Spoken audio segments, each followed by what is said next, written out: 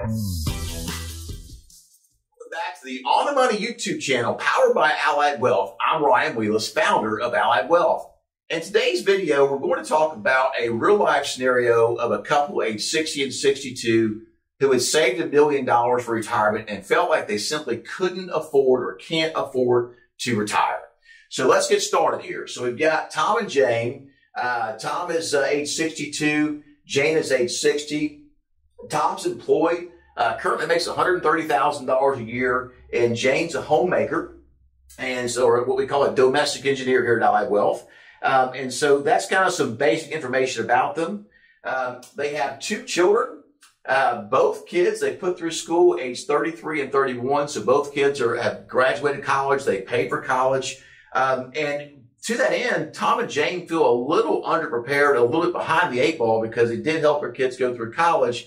And they've not saved as much as they could have had they not done that. And we see that a lot, by the way, folks, and what we do in our planning scenarios. And that's okay. It doesn't mean you can't afford to retire.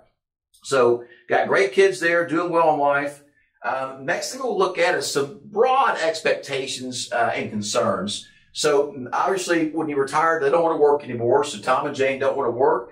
They would like to have an active lifestyle.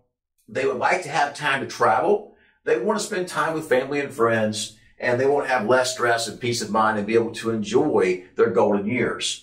Some of their concerns, and these are common, by the way, is that, hey, I don't have a paycheck anymore, running out of money, suffering investment losses, and low-level concern here is living too long or outliving their money. So these are some things they want to do and some concerns they have about retirement.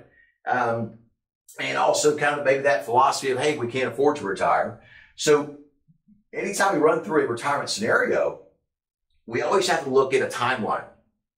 And their timeline, their timeline is for Tom is living to age 90, and for Jane living to age 92. And both of them, when I said this, by the way, we planned for this long, said, hey, Ryan, there's no way we're going to live that long. And I said, hey, guys, we don't know when that day comes.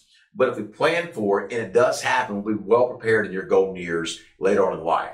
So that's kind of why we do that. Obviously, if they live to be shorter, the plan may work out better. But we like to plan for a longer timeline because the greatest threat we all live today is we may live too long and outlive our money. We want to make sure that does not happen to Tom and Jane.